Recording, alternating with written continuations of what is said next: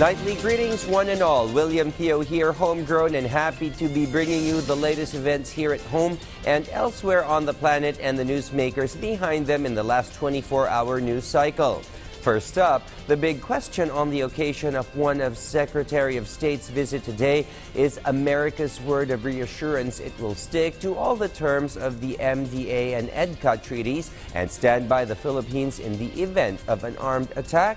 And U.S. top diplomat Antony Blinken was pretty clear and certain to its oldest ally in the Indo-Pacific region of support and protection it signed off in the MDT and the EDCA is ironclad and money in the bank. Before he leaves in continuance of his shuttle diplomatic tour, Secretary of State Antony Blinken will pay a courtesy call to the President at Malacanang, where among others he will confirm the invite for the trilateral meet at the White House on April 11. Meanwhile, hundreds of Spaniards reenact the ongoing slaughter of innocent Palestinian civilians in Israel's ongoing genocide in Gaza by the sea in the city of San Sebastian in northern Spain. Sprawled lifeless on the ground, these protesters show their unity and support along with most of the people in the planet for Gaza's Palestinians who have been strafed, bombed, starved, and always on the run seeking shelter and safety. The image of the wailing mother in Pablo Picasso's Guernica is used to reinforce the gravity of the Israel's relentless scorched earth campaign in Gaza, where 32,000 Palestinians have died since October 7, and a little over 70% of which are women and children. After over a month of no communications, U.S. President Joe Biden calls Israel's Bibi Netanyahu to reiterate America's need to see a plan for how innocent civilians in Rafah will be protected. Netanyahu, having no such plan at all, is sending a team to Washington to draw up such plan, as VOA's Anita Powell reports on the urgency to avert a looming famine in Gaza. As Gaza smolders, so do tensions between Washington and Jerusalem over what happens next. Israeli forces on Monday entered Gaza's largest hospital, claiming they were targeting senior Hamas militants. Prime Minister Benjamin Netanyahu next plans a major ground operation into the crowded city of Rafah, something President Joe Biden opposes unless there is a political and humanitarian plan. Speaking by phone Monday, the two leaders agreed to have teams meet in Washington in the coming days to discuss the situation before Israel makes a move. Our view is that there are ways for Israel to prevail in this conflict, to secure its long-term future, to end the terror threat from Gaza, and not smash into Rafah. That's what we're going to present in this integrated way when this team comes. Israel's leader was more sweeping in his summary of the discussion. We talked about the latest developments in the war, including Israel's commitment to achieve all the goals of the war, the elimination of Hamas, the release of all our hostages, and the promise that Gaza will no longer pose a threat to Israel, while providing the necessary humanitarian aid that helps achieve these goals. United Nations Secretary General Antonio Guterres warned Monday that every second matters. Palestinians in Gaza are enduring horrifying levels of hunger and suffering. This is the highest number of people facing catastrophic hunger ever recorded by the Integrated Food Security Classification System, anywhere, anytime. The European Union's top diplomat, Josep Borrell, went further, pointing an accusatory finger at Israel. It is unacceptable. Starvation is used as a weapon of war. Yes. Starvation is used as a weapon of war. Let's say that. And it's not a question of a lack of sufficient supplies. Israel has accused Hamas militants, who launched the October 7th killing spree that sparked the conflict, of disrupting aid convoys.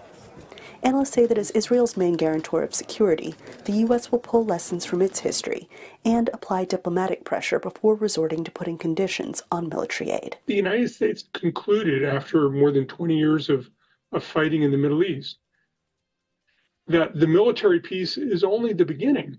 And what really matters is, can you take care of the population? Can you persuade the population? that there's a better future if they follow the course you want to take. A strategy complicated as Israel continues to relive the horrors of the deadliest day for the Jewish people in decades. The discussion in Israel is still about the threat that comes from Hamas, the sense that we have to make sure that October 7th never happens again, and I think a lingering sense that Palestinians are overwhelmingly supportive of Hamas, and therefore compassion won't get you a willingness to coexist. Compassion will mean that you're just helping people survive who will fight Israel in the future. Where that gets settled, I don't know, but I do think that Israel has a history of adhering to laws of war. But as these powerful players prepare to meet far from the horrors of life in Gaza, aid officials are asking, how much longer can civilians go on like this?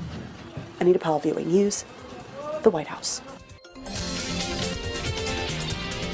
At this moment, we turn to my colleague in PTV's Pine City studios for What's Up Lately in the Cordilleras. Ala? Naimbag Arab di Pilipinas, makikid daw ti panakakumpleto tinabayagan a rehabilitasyon ti Arboretum asidag iti Botanical Garden iti Baguio City. Masarakan ti 5 hektaryang arboretum iti masakupan ti Forbes Park Reservation iti Leonard Wood Road, Baguio City. Tampok dito ay ti Eco Trail Lecture Shed, picnic area, lily pond, hanging footbridges, kan educational markers. Iti plano ti lokal gobyerno mapagbalinday ito'y a botanical garden para iti kaykayo nagserbi a sanctuaryo para kadagiti biodiversity enthusiast kan nature lover. 5.5 million pesos ti makidkidnaw a kanayunan a pondo para iti nasao proyekto iti sidong ti 2024 Supplemental Annual Investment Program iti syudad ngem nakwestiyonaran daytoy iti sangguni ang panglungsod. Inaklon mo ti City Administrator's Office dagiti nagbalin a shortcomings iti Phase 1 ti proyekto.